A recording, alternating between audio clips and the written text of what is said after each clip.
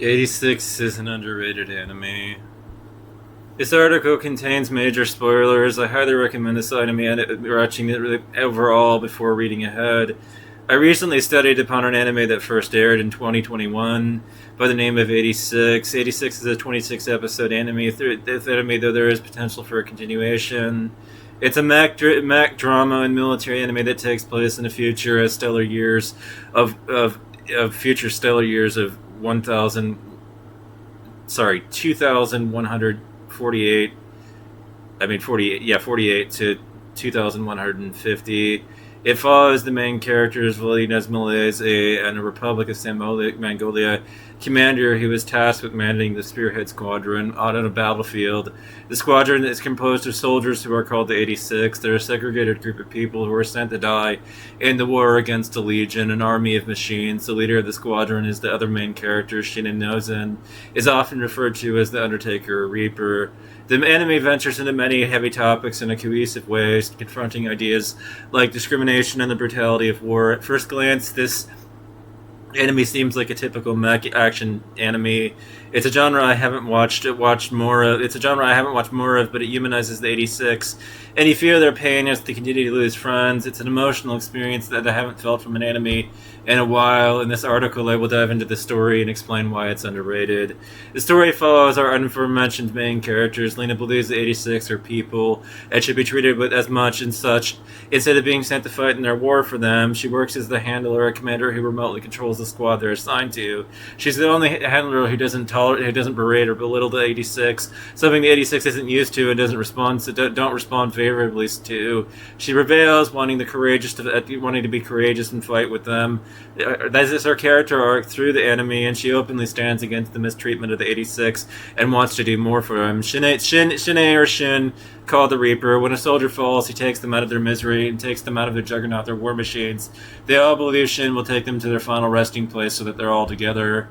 The tragedy of the story unfolds more as the show progresses. Shin struggles with the memories of his late older brother, who he thinks hate him. His brother died in battle against the Legion, with the Legion involved taking a copy of his brother's mind. Shin's ultimate goal is to defeat his brother, who unwillingly became a commander for the Legion. Eventually, he succeeds and completes his goal, with only a fraction of his squad remaining.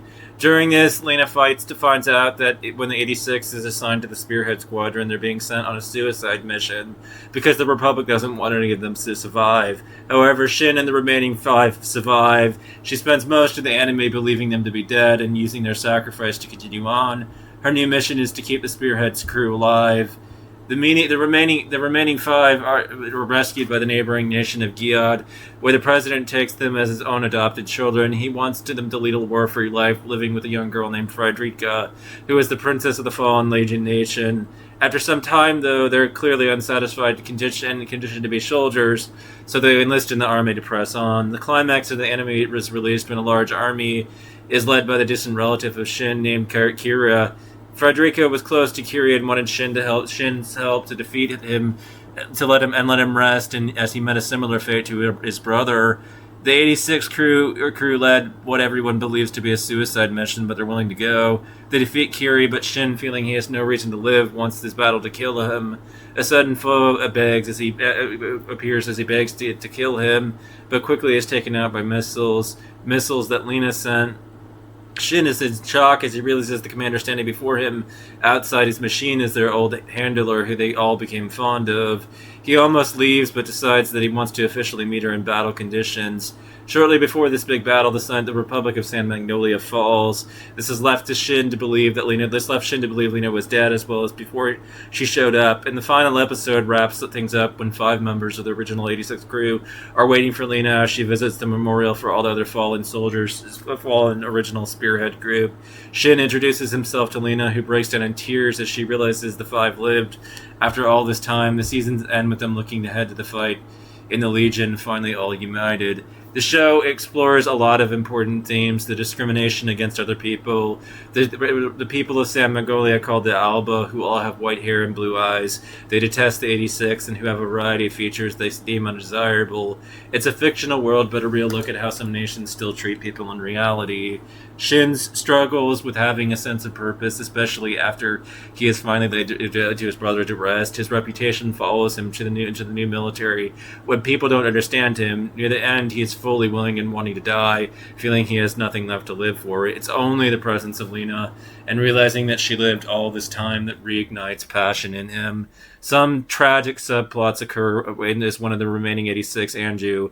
It is never explicitly stated, but during a shower scene with another member of the 86, Karina, we get a glimpse of the tattoo on her back. Whoever did it branded her whore's daughter. She's half Alba, leading up to a lot of abuse as a result. Despite this, she carries a kind demeanor, making it sadder that she's suffered such hatred. Lena herself struggled with finding her footing. She was ridiculed for showing kindness to the 86 simply because they're people like them. She makes herself stand out vocally with the dyeing a strand of her hair red, helping to give her the nickname of Bloody Regina. In the beginning of the show, she's open on her beliefs, but doesn't completely understand how to correctly show support. She still fell into the ways that she was raised on, asking the Spearhead Squad's cat's name before theirs.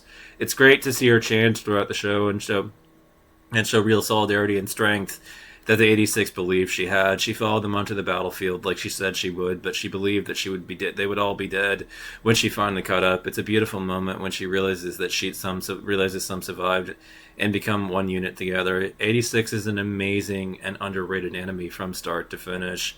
Though no official announcements to be made, there's a lot of promising rumors of its return. I just hope one day we can continue to see them fight as a complete unit. This anime only covered 1.1 to 3 volumes of the light novel. I'm now on 7, by the way, and there's 13 out, making for much more potential for a continuation. Now, some will say that this is reminiscent of Attack on Titan, but everybody knows that the ending of Attack on Titan was disappointing. I mean, there's a loud, outspoken community against Attack on Titan here on YouTube who has talked relentlessly about how the ending kind of fell apart, and that it actually kind of sucked over the whole thing. My general opinion about all of this is that I dropped Attack on Titan. I just couldn't do it, and I've come to a realization that, 86 did what Attack on Titan was supposed to do, but it did it well.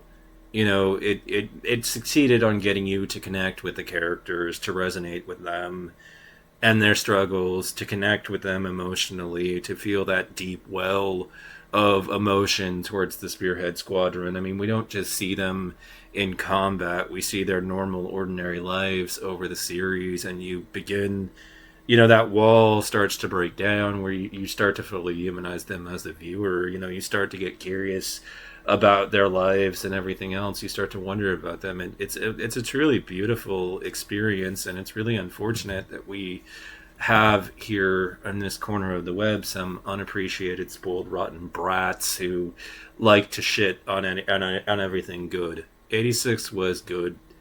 King Mad and his ilk are spoiled, rotten brats.